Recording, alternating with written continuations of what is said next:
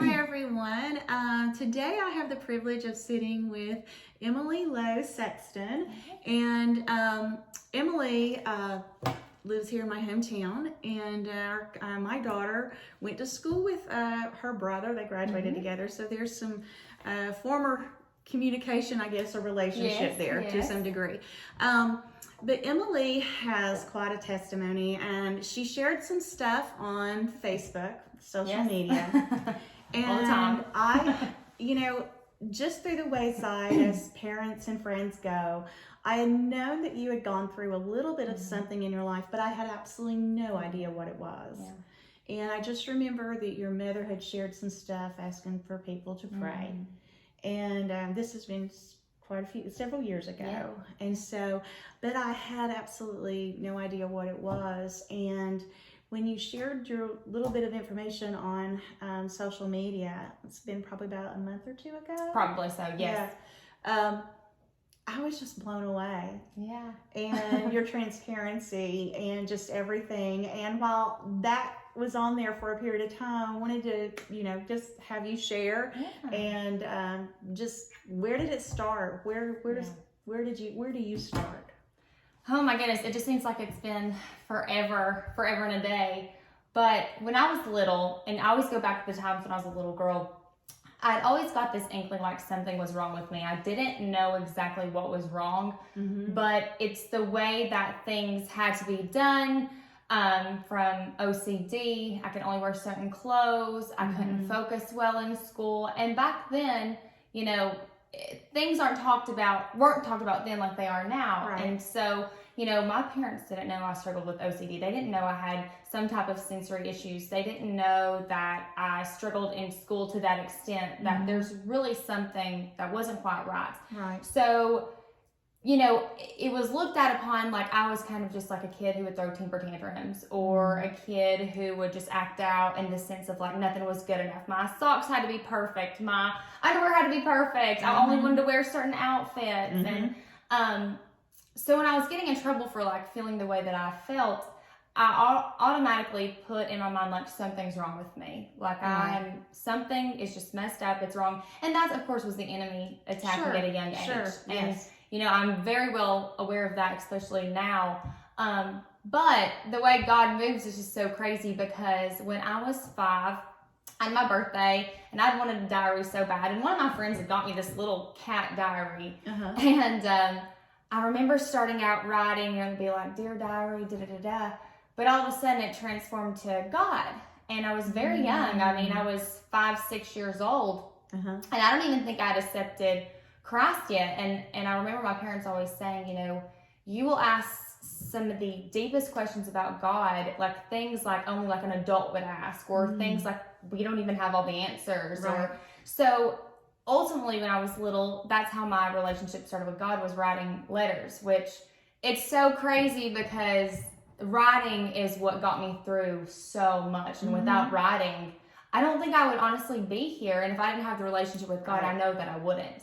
So that's how that kind of transpired, is, just something wasn't right. And by the time I got into middle school, that's when I started struggling with like depression, anxiety.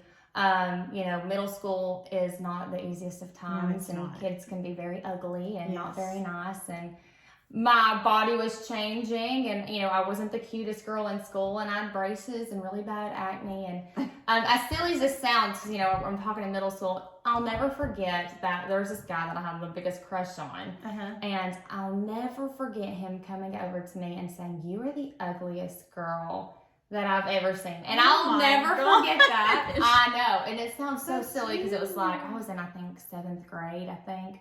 But from that moment on, I realized the way you look matters. Yeah. Because I was such a tomboy. I didn't care. Like, I played basketball. Basketball was what I did. It was my thing. And so I grew up, I was never really confident, but I had more confidence as a child than even today.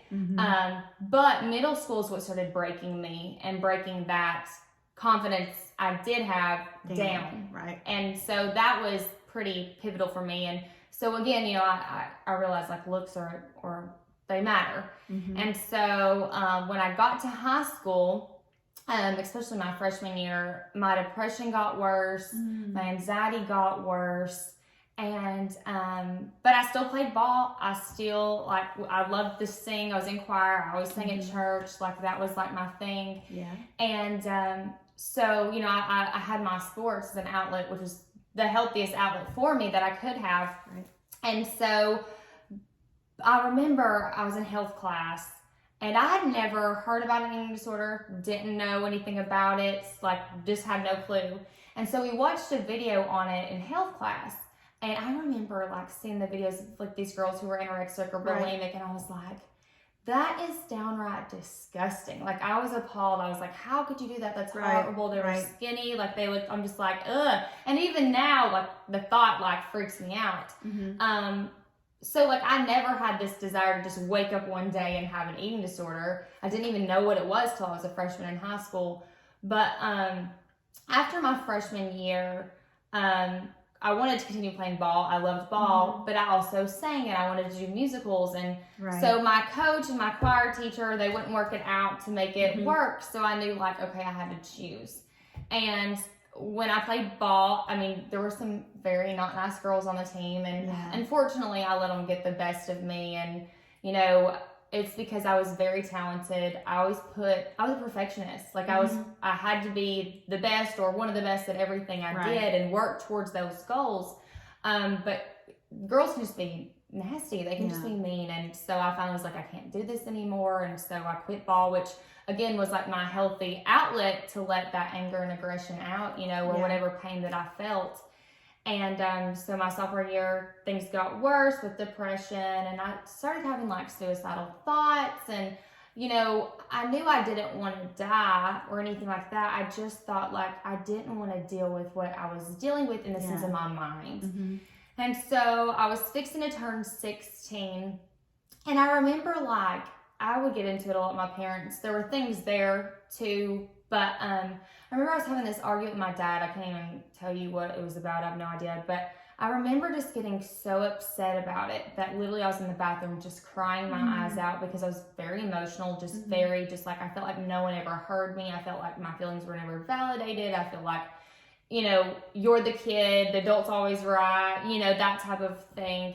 And so that was how it had been since I was little, never feeling like my voice mattered or how I, you know, what I would say was, you know, valid and things like that. And so I remember just getting so emotionally upset after this argument that it physically made me sick to the point where like it made me throw up because I mean I was just sick. And you know, if anyone has ever had an anxiety attack or a panic attack, you know, it can just tear your stomach up. And so I remember that happening, and I remember just raising up, just being like, like I feel better. It never was I like, oh, it's like I want to have some eating disorder or wake up like that. Like I said, I just remember like it felt like I got all that pain out, all that sadness out, all that anger out. And that's what led into my eating disorder, crazy enough. That's not the cause of it. It's just, I think there was something in my mind that was emotionally satisfying in that where I realized like, okay, like you feel better now. Like you just kind of feel. This was after you'd stopped playing basketball. So whereas basketball was your outlet to exert that energy, you didn't have that anymore. So all this stuff was inside you. And I was suppressing. And so then when you started doing the eating disorder, when you started doing the addict, was letting it out. Yes. One way or another, you had to let it out. Yes, 100%. And a lot of people think like eating disorders are just about weight and things like that. And there are some girls who, you know, go to college and they get to this place where they don't want to eat and they see these other girls who are very thin, or social media has a big impact. So there's different realms to it. But at the end of the day, there's always something deeper. And then, you know, that need for control, mine was to numb out. I didn't want to feel those emotions. I didn't want to be sad anymore. I didn't want to be angry because I was I feel like I would come home every day from school like crying over something, or just hating being home, or just not feeling like I had many friends, or just feeling like crappy, just like a piece of trash. And all of that just had accumulated over the years. And again, thank God that I always had him to write to, because even in middle school and high school, I was constantly writing letters. It was like I would get home, go straight to my room, and just start writing, because, I just needed to vent that way too. So that was the healthy way for me to vent. But then the eating disorder came along, and, my sophomore years of high school is really when it just led into something. And, that's of course what turned into like, oh, if I eat this, I can let it out. And again, it wasn't about numbers or being thin, but then of course the enemy manipulates your mind, wants you to have that control, wants you to think like, oh, if you do this or this or this, okay, well, you aren't confident, you don't like the way you look, you're sad, you're angry all the time. Well, what can make that better? Well, maybe look prettier, maybe be thinner, maybe do all these things. And I remember what's so crazy is being in the 4th grade one time and saying like, I just don't need to eat today. Oh, wow. And I never heard my parents talk about diet, or never said like, oh, I'm ugly or fat. Those things were never talked about. I don't know. I mean, it could have been something I saw or watched. There's no telling. Right. But the enemy will use whatever he can. And I just think for me and my story, he just decided he was going to start attacking at a very young age. And of course, even like I said, when it started progressing my sophomore year of high school, it only makes the depression worse and the anxiety worse. And so I was very quiet about it. I didn't tell anyone. My best friend at the time, her name was Rachel, and she noticed there was something. I still to this day don't really know how I don't even know if we really ever talked about it in depth, like how she realized. But I remember she had made some comments to her mom, and her mom, of course, mentioned to my mom. And then, I was like, well, no, like, da-da-da-da. And so I remember, like, it was talked about into my family. And, you start trying to manipulate, because now they're questioning. Now they're wondering, what are you doing in the bathroom? What are you doing? So you turn the shower on, you turn this on. And so it's just like you're trying to just hide everything. And so they realized finally what was going on. And so, of course, they didn't know how to handle it. They didn't know what to do. And so it was more addressed in anger. Like, my dad had the mentality, like, you're going to go to your room, you're going to eat your food, and you're just going to sit in there. You're not coming out of your room. And I'm like, okay, Dad, like, that's going to, that's the way to do it. My sister was very angry. My brother, I don't even really know how he reacted. He was probably just like, whatever. My mom, of course, was very worried and angry. And, of course, I've been going to therapy since I was a kid, but then, they wanted to make sure that I was in, therapy more so. And my junior year of high school, I was still doing the same thing, but I was sneaking. And, you tell everyone, oh, I'm fine, I'm good, I do better. But you go through different stages until I was older, which, I'll share with you in a minute, of that body manipulation. But like, you go through stages of binging and purging, or just binging, or it was this need for food, which is what I thought I was addicted to, the food. Like for so long, I thought that's what that drug of choice was, but it ended up being, no, it was to the purging, because, the food disgusted me, but when I could, purge it up, it was like, oh, it's all the emotions out. It's gone. I'm empty. Like, I can relax again, but that carried on with me through high school into college, and I started doing better. I was dating this guy who I started dating the summer going into my senior year of high school, and he was great for the most part, and we were together for a while, and it seemed to help me, and I was doing better. And then I turned 20, and we had broke up. I started seeing this other guy, unfortunately, but I thought at first he was like this Prince Charming. He was so sweet, so romantic. I mean, just charming in every single way. And I was like, oh my gosh, like, he's the real deal. Of course, I was only 20, but when you're 20, you think, oh, I'm an adult now. Like, I know everything. And, but that shortly went away, and it became, just like, shut up or you're stupid. And it then got more and more over time violence, and he became mentally abusive, emotionally abusive, physically abusive, sexually abusive. And it really took a toll on me. And that's when I went back 100 steps. Wow. And that's when my eating disorder became my protection, almost a way to suppress what was going on with him. And yet I find out he is which I hate to even talk about it, because this is something that's always just bothered me, but he was a severe porn addict, which I found out. It's the story how I found out was crazy, but it all made sense after I learned about this, because the way I was treated, I'm not treated as a woman. It's an object. It's, it's the aggression, the abuse, the disgusting behavior. And it was just really, really bad. And of course I wanted to fix him and get him help and do all these things. And it was just, you can't fix people, and you focus on ways to fix them. And then you put yourself on the wayside and, it was a very toxic, horrible relationship. And then it got more physically aggressive. And after about 2.5 years, I finally, thank you, Jesus, got the courage to get an order of protection. And so I'd filed a restraining order on him. And thankfully, that was the best decision I ever made. I got out of this horrible relationship. It was very bad. And I ultimately knew this guy is trying to kill me. And so it sounds crazy to even say it. Like, I can't even say it with emotion now because it's been 12 years ago and I've done a lot of healing from then. And I think I could almost act like maybe it didn't even exist just because it was such a dark time. But it was hard. And so when you get someone like that out of your life, well, the focus has to go back on you. You now have no one to try to fix, try to help, try to make things better. It's simply you. And so with getting him out of my life, who was my abuser, then I took it up 10 notches and became an even worse abuser to myself.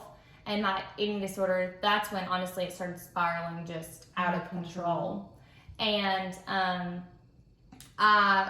what's so crazy is I was always driven in school. I always wanted to have great grades and make sure I stuck with my education because I didn't want things that had happened or things that were going on to depict my future for me or for me not to have a future or any of that. And so I graduated college, did very well, and then I started grad school. So through all of this, I had like an abuser in there, an eating disorder in there, and I still managed to graduate college and do my thing. And so I was exhausted in every way. But, it wasn't just the bulimia of the binging and purging. It was also excessive exercise and weighing myself 500,000 times a day. And it's just so exhausting. Like, I can never just express that enough. The life of an addict, it turned into me, as crazy as it sounds, binging and purging 40 to 60 times a day. Oh my gosh. And it's like you can't even wrap your mind around it because I literally always say, like, my story was such an extreme, and even going to treatment for the first time, they were like, oh my gosh, like, you should not be here. And I'm like, well, Jesus isn't done with me yet, apparently. So, thank goodness. Thank God. Yeah. But having this awful eating disorder and having God right here beside me, protecting me through it all, and through an abusive relationship and through the toxicity of the eating disorder and addiction, he's just really faithful, and he's always, been there when I felt like I had no one. And so I think, honestly, it got the worst in grad school. I was spending, like $150 a day on food. It was becoming all day long, morning, noon, night. Going into class would be like the time where I wouldn't do it, or going in to do like my GA for the job to help pay for school, like I wouldn't do it. And then it's like, but the moment you walk out those doors, it's like, you better work out, you better binge and purge. And so it got worse and worse and worse, and it just started consuming me. And so I needed to go to treatment, which I kind of fast forward. I went to treatment the first time when I was in college, but I only stayed 10 days. I was like, get me out of here. My mom was like, no. My dad felt so bad. He came and got me. It's a typical parent thing. You feel horrible. Like, it must be really bad in there. She's fine. She's going to do better. But the second time I went to treatment, I went to Arizona. And I was my first year of grad school, so I had to take a break from grad school. And I was there for 2.5 months, something like that. And thank God I went. I had lost so much weight. I was just exhausted. My mind was totally consumed. And I always say, thank you, God, for this eating disorder, because had it been drugs, it was like me binging drugs all day, every day. Like, I would not be here. And eating disorders are horrible. They're so deadly. But I don't know what it was about me, but the Lord just kept me going. And so going to treatment, I hated treatment, but I focused more on, again, other people. And so Right. the blessing there was I was able to do Bible studies with the girls, and there were girls who accepted Christ. And so I was just, so thankful for those opportunities, but I still wasn't dealing with the problem.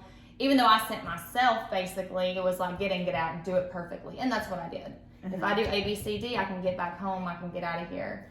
And so went to treatment, was, like I said, I was there 2.5 months. I left. And I would say after a week, I relapsed. It was pretty immediate. I felt like, honestly, my eating disorder got even worse. And that's when I came home and I couldn't go right back to grad school immediately. I couldn't work immediately. And so that's when I started, like, stealing money from my family and to buy groceries. to buy food, so you could, whereas other addictions, and that's what I tell drugs people. or something, I can't stand when people, if they only mention addiction, they just talk about drugs or alcohol. I'm like, this was excessive. And I've had people literally reach out and message me and be like, were you like a drug addict? You said you were spending such and such amount a day. And I'm like, no, my drug run was to Food City or to Walmart or a drive-through or, and you're right, that is and it was legal, it was legal. But I was stealing money from my family, from the people who loved me most, and I had so much shame and guilt in that, and the pain was so horrible. Like I said, I sit here and I talk about it with such a straight face because it just seems like it's like in a different life almost. But if I bring up my grandmother, like I will cry every time. But I started taking money from her to see I can even say it without. It's okay.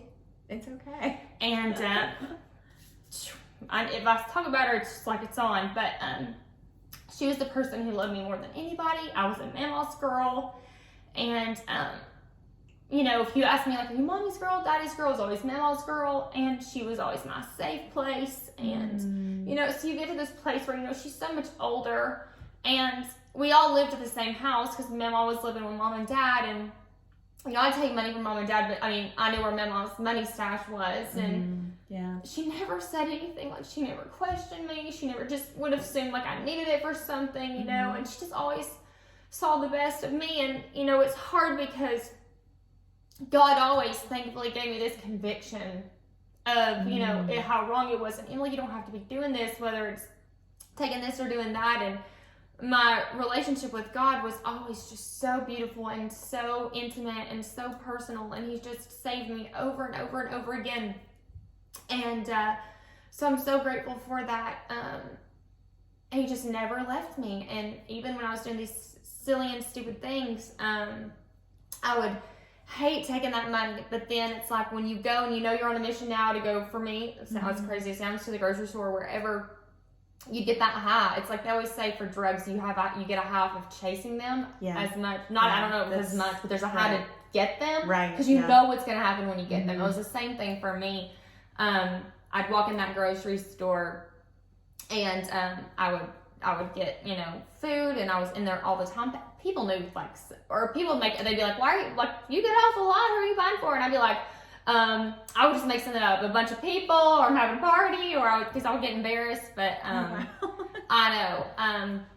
So I was doing that, and there was, like I said, there was so much guilt and shame, and then I decided I wanted to go back to treatment 3 weeks after I came home from the second time in treatment. So I didn't go back to Arizona, I went to Chattanooga, to the same place I went the first time. Okay. And I was there for a couple more months, and what was different about this time was right when I got home from treatment the second time, it's as funny as it was, my now husband had liked this Facebook picture of me mowing. That's what he used to do, like would actually mow every day when he's still in that business. But he had liked the picture, and we knew each other for years, and he'd always had a crush on me. I just was, we were friends, and I had randomly just got the inkling just to text back, or just to text and say, you would like that picture, just, joking around. And so we just started texting that day, and he was like, so what are you going to do? What are you doing? I've not talked to you in so long. And I was like, oh, nothing, just hanging out. And so he kind of got me in this trap. He's like, well, would you like to go eat, or would you like to go see a movie or something? And I'm like, well, what do I say now? And I was like, well, okay. I didn't want to be rude. And he was like, well, I'll pick you up. And I was like, well, okay. And so we went out to eat, and we went out to eat and saw a movie, and what's so crazy is, like I said, he had just been crazy about me for years and years, and he used to say, like, he had always thought he would marry me, and I was always like, no, not. But he would tell his friends, like, I'm going to marry that girl. But, so we went on I got an outing, and I think a couple days later, or 3 days later, I decided I was going to go back to treatment, and I was like, God, is this your way of saying, hey, that's not something that needs to be? So I just would do like I typically did and would not text back or answer calls or whatever. And so we were on our way to treatment, and I just felt this inkling to be like, I'm just gonna let him know. Like I probably should say something. And so I sent him a text message, and I was like, I'm sorry I've not been responding to you for a couple days. Like I'm going back to treatment. I just kind of thought like, okay, this was God's way of saying, just kind of.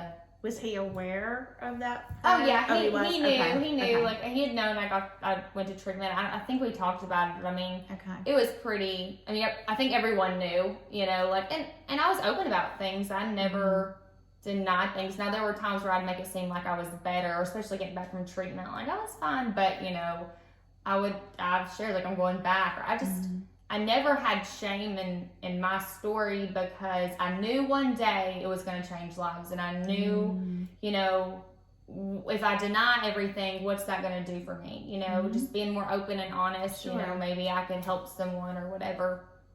And, but anyway, so I'm on my way to treatment for the third time in Chattanooga, and get there, and I was just already miserable. I was like, oh, I don't want to be here. I hated treatment. Like I just hated it so much.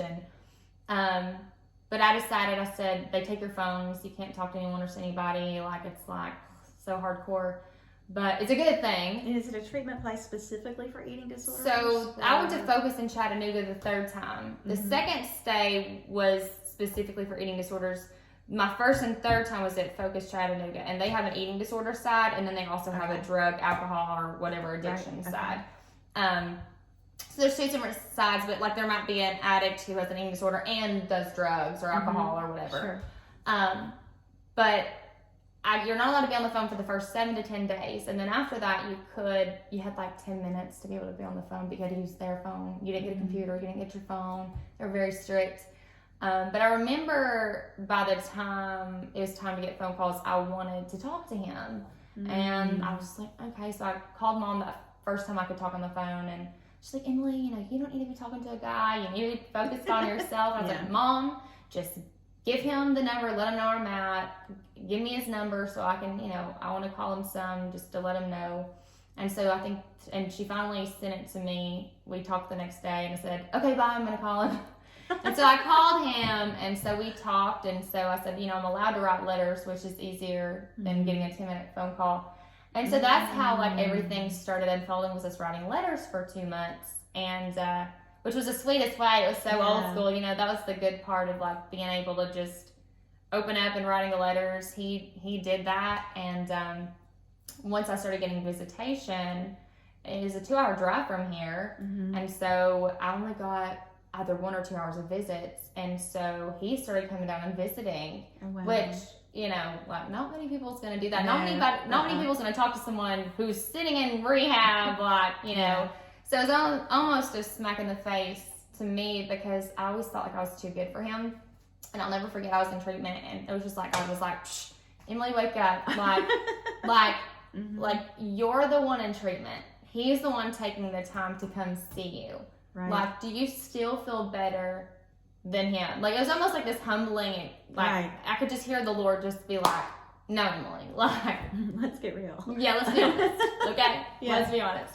And so that really woke me up, and the fact that he started taking time to come down, and it meant a lot to me, and I think that was just really helpful to get through treatment. And I was in there on Christmas, and he came to see me on Christmas, and so it just made things really nicer. And so, I'd like to think, when I got out the last time, I was cured, I was good. But I had to do a step-down program and stay with the host family while I was there for like the last week or two. I immediately relapsed. Once I got to their house, like I would just sneak food, things like that. So, I knew I wasn't better. I didn't really know if I was ever going to get better. I had hopes of it, but I didn't believe it. And so when I finally got back home, it was back to the same thing. And so obviously it was toxic being at home with mom and dad. They would catch me or whatever. Like, it was just, here I was, a grown woman. I mean, I guess at that time I was 25, 26, and I was like, I can't just sit here in this house. I have to go back to grad school. Okay, I can't work. That's fine, but I'll drive to ETSU. And so I started back grad school, which was really great outlet for me. And then Rick and I started getting really serious, and we actually moved forward very quick. And of course, we didn't wait till we were married. We moved in together after about 6 months of dating, which sounds insane, but it was honestly the best decision I ever made. I don't regret that decision because it got me away from my parents into feeling like that child, but it also opened the door for my boyfriend at the time to see the real side of things, which was the scary part. And so that's when things got really, really dark. Like, he realized, oh my gosh, she's really, it's bad. It's not just bad, it's really, really bad. And I knew I would never go back to treatment. I knew, and I don't encourage that for